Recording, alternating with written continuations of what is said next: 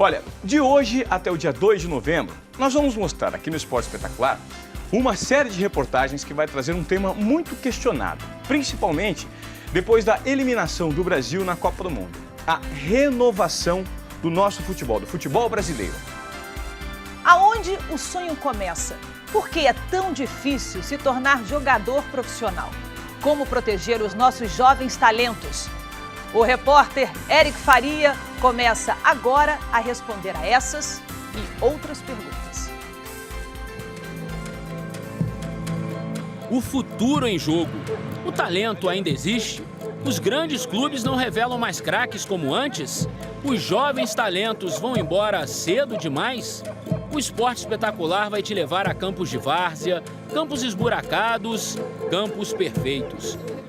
Você vai se informar e se emocionar com histórias de brasileirinhos que buscam no futebol uma vida melhor.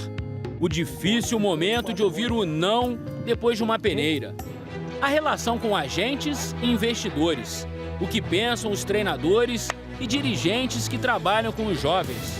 A presença de olheiros europeus em busca das nossas melhores promessas.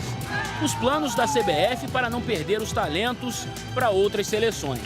Em uma série de 4 reportagens, faremos uma análise profunda das divisões de base do futebol brasileiro. É a série A Base, que você assiste a partir de agora.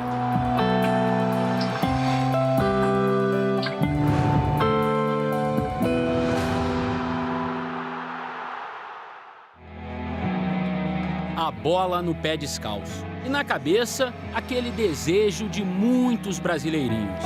Pegar futebol, pegar futebol.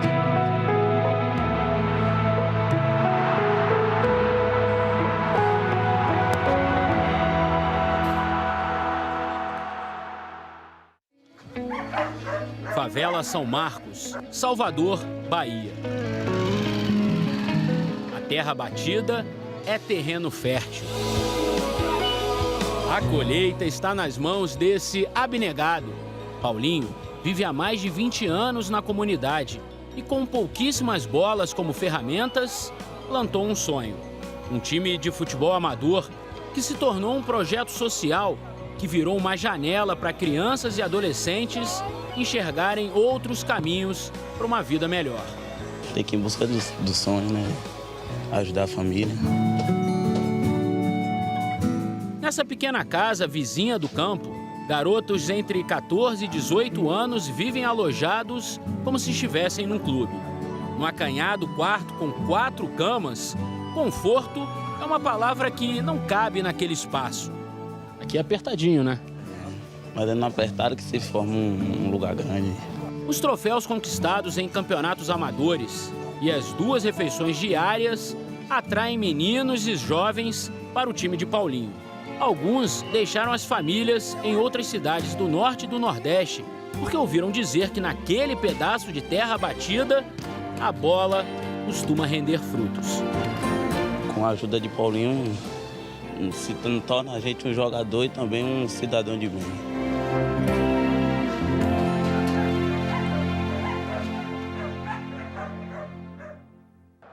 O meio-atacante Vander, revelado no Bahia, com passagem pelo Flamengo e agora no Vitória, recebeu essa ajuda. O lateral direito Léo, atualmente no Flamengo, foi outro que também cresceu sob as asas de Paulinho. Aliás, graças a Léo, o projeto ganhou algumas melhorias. Aprendi muito lá na escolinha de São Marcos, principalmente com o professor Paulinho, né, que até hoje eu tenho como pai. Léo sofreu com chantagens de empresários que queriam encaminhá-lo para o Vitória sem que Paulinho tivesse qualquer retorno. Desde o começo eu deixei claro que quem me levou para o Vitória foi ele, não foi ninguém. Não foi empresário, não foi ninguém, foi ele. Léo bateu o pé e só assinou com o rubro-negro baiano depois que teve a garantia de que Paulinho receberia parte do contrato. Atualmente, os clubes adotam critérios diferentes para repartir os direitos econômicos com os seus descobridores ou representantes.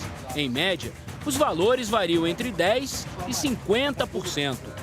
A FIFA já decidiu que esse modelo está com os dias contados e prometeu anunciar mudanças no ano que vem. Além dos mais famosos, Léo e Vander, outros jovens saíram e saem do projeto para times menores. Por exemplo, o Jacobina, que recém subiu para a primeira divisão baiana, buscou reforços no São Marcos. A gente teve com sonho desde criança, desde de infância, questão de jogador de futebol, ver vários jogadores aí bem-sucedidos. A gente tira força também quando vê dificuldade em casa, vê as coisas que estão difíceis, mas a gente tem que ter força para lutar, para conseguir um espaço melhor na vida. Levantam poeira, correm, pernas sincronizadas como num balé pela sobrevivência. A bola muda de direção e pode mudar o destino deles também. Eu corro pela minha família, tento buscar correr sempre por cada um que está torcendo por mim lá no Ceará. E é isso minha esperança e eu vou sempre buscar isso. Treinos diários, uniformes, exercícios, tudo muito elementar, básico. Esses meninos ganham uma rotina parecida com a que futuramente gostariam de encontrar nas categorias de base de um time de verdade. Tá bonito, tô gostando, vamos lá. E muitos foram, tentaram uma chance longe dali. Foram e voltaram.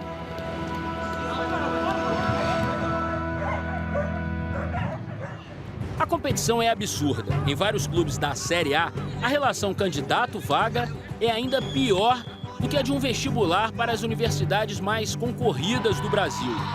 Na USP, o curso de Medicina em Ribeirão Preto, um dos mais disputados do Brasil, a proporção é de 62 candidatos para uma vaga. No Internacional, de janeiro a setembro, foram avaliados 3.914 jovens e só 22 aprovados. No Fluminense, 4.100 testes e só 28 entraram. Números parecidos no Atlético Mineiro, perto de 4.000 avaliações e só 25 conseguiram um lugar nas categorias de base do Galo. Nos 3 casos, para cada jovem aprovado, os clubes analisaram mais ou menos 160 candidatos.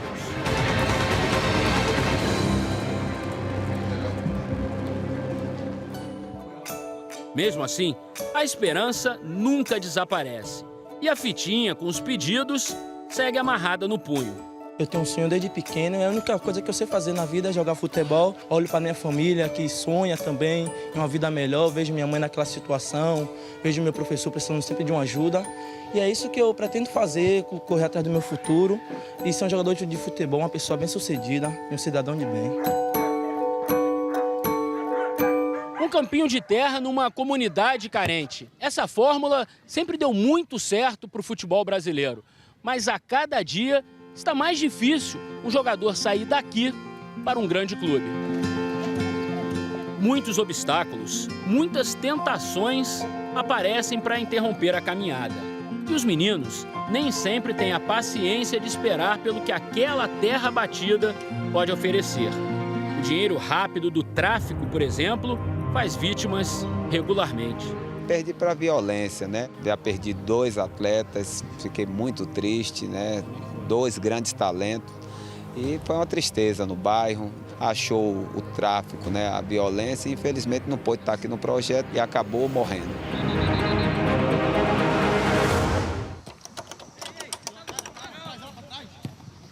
Os que acreditam e conseguem um período de testes numa peneira, como essa que acompanhamos no Vitória, encontram um outro tipo de concorrência. O funil é muito apertado e no momento da avaliação não basta ser nota 6. É preciso apresentar algo acima da média. Clubes da primeira divisão têm entre 150 e 250 jogadores nas equipes de base, disputando campeonatos oficiais. O garoto que chega aqui, ele chega naquela situação, se eu pegar ele logo e colocar diretamente na categoria, ele vai ter dificuldade. O campo não é bom para dominar a bola, dar um passe. Os companheiros de time são, de certa forma, adversários. O tempo é curtíssimo e até para os observadores fica difícil enxergar virtudes nessas condições adversas. Muitas vezes, um talento pode escapar no primeiro momento. E por isso o Vitória tomou uma decisão para evitar perdas no próprio ninho. Ninguém de fora assiste a peneira. A gente percebeu, na verdade, que no período que estava tendo essa avaliação, os pais ficavam aqui e alguns responsáveis pelos garotos, e aí os aviãozinhos de empresários ficavam infiltrados no meio dos pais, dos responsáveis. E aí chegava no menino, quando o menino saía, tirava os meninos do clube que vinham fazer avaliação. O pequeno espaço no portão mostra a imensa aflição de quem está lá fora. Outros tentam enxergar o teste por cima do muro. Muitas famílias depositam nos pés dos seus filhos a esperança da ascensão social. Como se os casos de craques consagrados que conhecemos fossem a regra e não uma minoria. De acordo com a CBF, 84% dos jogadores de todas as divisões ganham até R$1.000, ou seja, pouco mais do que um salário mínimo. O clima não é dos mais leves, tensão pura. Quando os meninos deixam o campo, esse é o único som que se ouve. A romaria quase silenciosa tem como destino aquela sala no segundo andar. Hoje, eles são praticamente invisíveis. No futuro, o futebol pode torná-los famosos, tirá-los da sombra.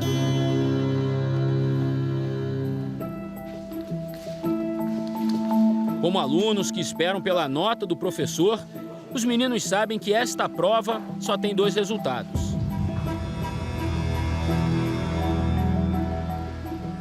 E ninguém dessa turma foi aprovado. A quarta-feira, dia 13 de agosto, foi de decepção. Não desista. Tem potencial, tem qualidade, corra atrás. Entendeu? De repente não dá certo hoje aqui, dá em outro curso. Nesse caso, ouvir o nome é ouvir um não. João Gabriel, Adilson de Souza. 1 a 1, eles vão embora. Deixaram a sala por onde entraram. A porta de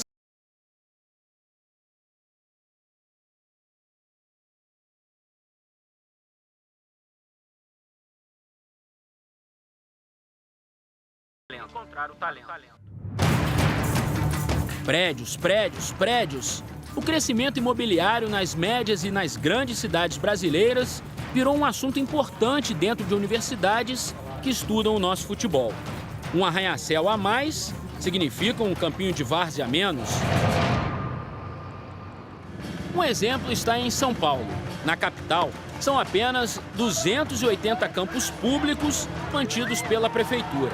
Esta região, que hoje abriga o Parque do Povo, que oferece várias opções de esporte ao ar livre, já foi uma referência para o futebol de várzea paulistano.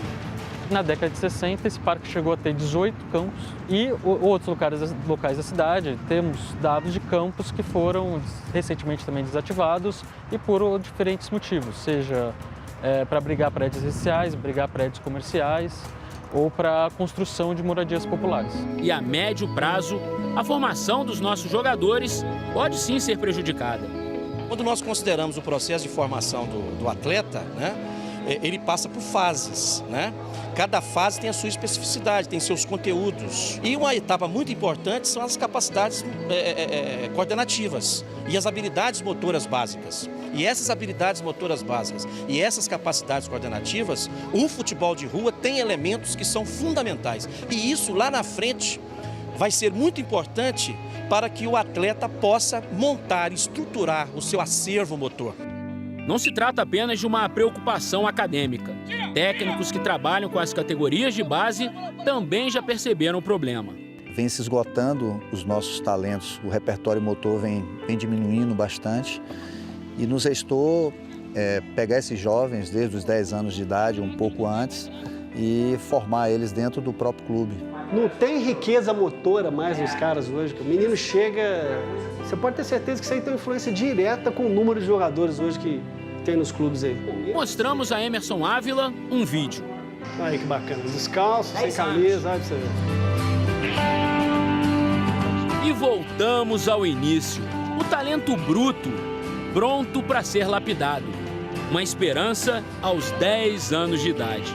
Morador da favela São Marcos, onde mora o Paulinho, onde vivem meninos que têm no futebol um caminho para mudar uma vida carente de oportunidades.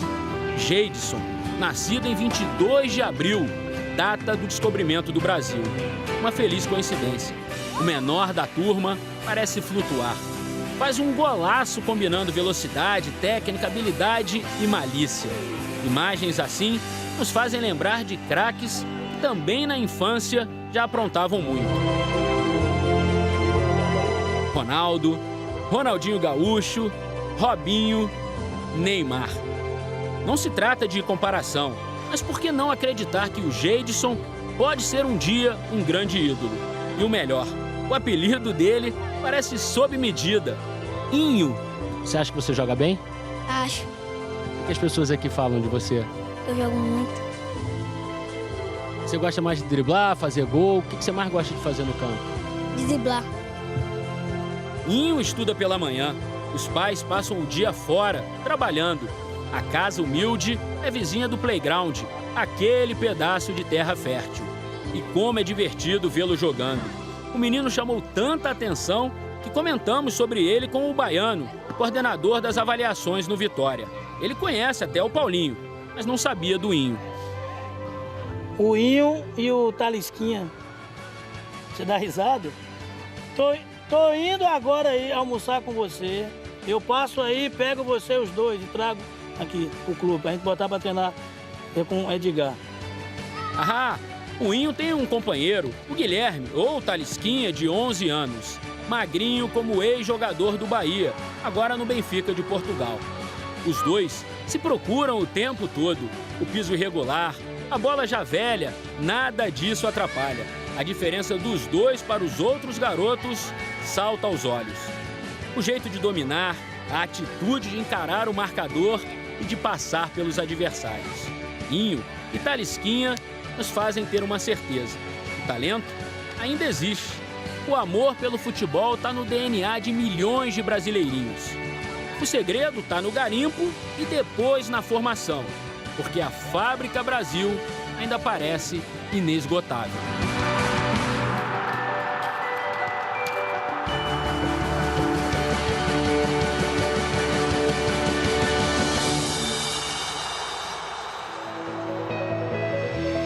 E no próximo episódio, vamos mostrar a realidade em grandes e pequenos clubes brasileiros. Que tipo de estrutura os jovens encontram? Aí, ó. Boa! Muito bom, perfeito. E a qualidade? Qualidade que é boa nada. Não vi qualidade nenhuma aí. O número cada vez maior de clubes formadores que não se preocupam em apenas produzir jogadores para o Brasil. É o talento tipo exportação, como é o caso do Fragata aqui em Pelotas, no Rio Grande do Sul. A presença de olheiros europeus em nossos campeonatos de base. O que eles buscam? Brasil, eu penso que tem uma grande mina de jogadores. A difícil transição para a equipe principal. Joias que surgem, joias que ficam pelo caminho. Por quê? Ninguém faz uma pesquisa psicológica nele para ver se ele está pronto para suportar uma torcida vaiando ele. Então, assim, não tem esse processo. Sobe aleatoriamente. É a série A Base, domingo que vem, aqui no Esporte Espetacular.